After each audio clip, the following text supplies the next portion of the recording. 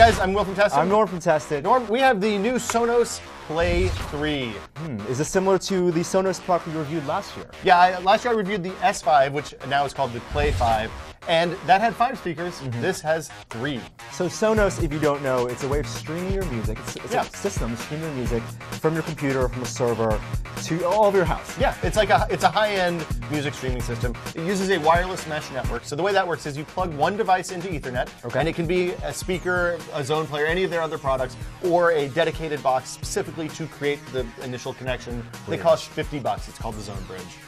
And what they do is they let you group each of these things into different rooms or areas so that you can, say, be listening to Johnny Cash in the living room and the kids can bust out Bieber in the bedroom.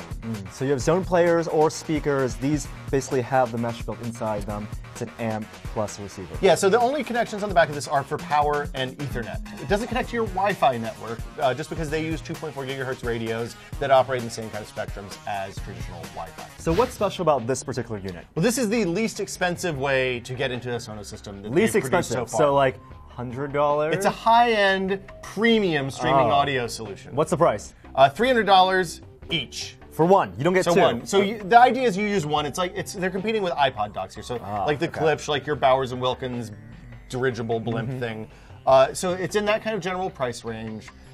You use one. There's interesting things that happen when you add multiples. The real benefit of the Sonos is that you can add these in every room in your home at a considerable cost. Yeah. And have essentially an in-house built-in streaming audio everywhere you go that operates off of fairly standard stuff. Or now adds streaming services like any number of streaming audio solutions. For example, iHeartRadio, Last.fm, Mog, Napster, Pandora, Rhapsody, Rdio, Sirius, Spotify, Stitcher, Wolfgang's Vault. I don't even know what Wolfgang's Vault is. I subscribe to all of those. Why not? Most likely you'll use Pandora, which is free. Yeah, and there's no ads on the Pandora version of Sonos, so shh, don't tell anybody. So what is the single Sonos unit experience? You have this the Play3. Yes. You have presumably an app. Your controller is an iPad, iPhone, or Android app. They do sell a standalone remote. It is very expensive at $350. And if you have a phone, if everybody in your house has a phone, there's no reason to have the standalone remote. So on the app, what can you do? You don't play music actually off the phone or off your iPad. No, so you're streaming. So when you initially set up the devices, you connect your Bridge or Zone player to the network.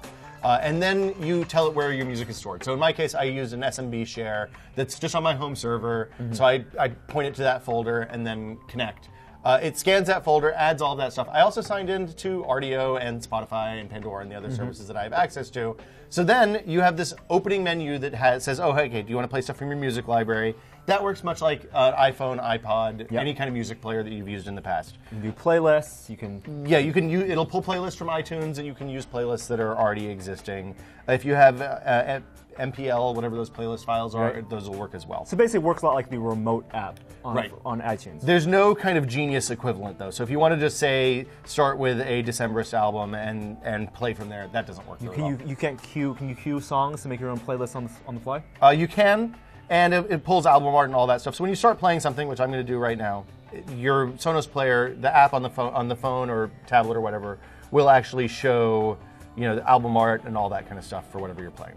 Or if you want to group a bunch of them together and have the same music playing throughout the house, that is really easy to do too. You just select all the groups that you have, mash group, and then kind of like using AirPlay, but it's their own proprietary network. It's a little smarter than AirPlay because AirPlay you have to manually select which outputs it goes to each time. In this case, you can say, oh, okay, I have a great room. My great room is my kitchen, my living room, my dining room. Most of the time, I'm probably going to listen to the same music in each of those areas, and you can group them together. So with these two speakers right now, you can play one song off here, another song. I can do that. You want to do that right now? You can mash up. I can mash up. Live mash up. We're going to play Anamanaguchi on one speaker, and mash it up with. And I'm going to play Rdio on the other speaker. And I'm going to play, I don't know, Washed Out. What mash as well?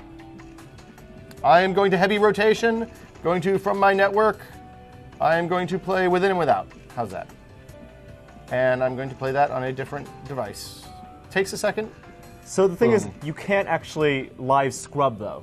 No, it's not. This isn't a DJ thing. There's no live mashups. That would be crazy.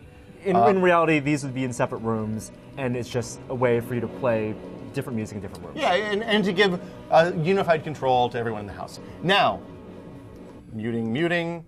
The other cool thing you can do is you can combine both of these into left and right pairs. Okay. So if you have 2 of these in one room, you can actually say, okay, this is the left channel, this is the right channel. I'm going to do that right now. Create stereo pair. And now we have a stereo pair. They're probably not going to play anything right now because they don't know exactly what to do. And here we go. Play now. And I can go into the individual control and move them back and forth. So this is all left. Ooh. This is all right. You can adjust volume and all that kind of stuff on each one. It is pretty cool. The neat thing is their synchronization technology is slick enough.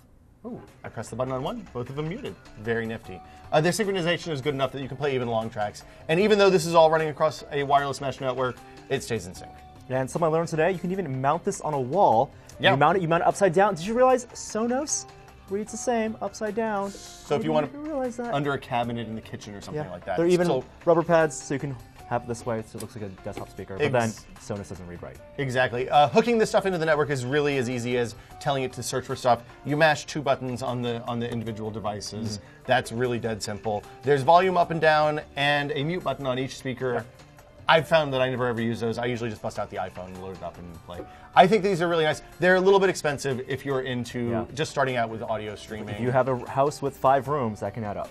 So these are the Sonos Play3. They fall into the Sonus family, in addition to the products that you can use to do in-wall speakers, amplified stereo speakers, all of that stuff. Competing with iPod docks, I think it's pretty cool. Available now. Yeah. For Tested, I'm Will. I'm Norm. See you guys next time. Bye.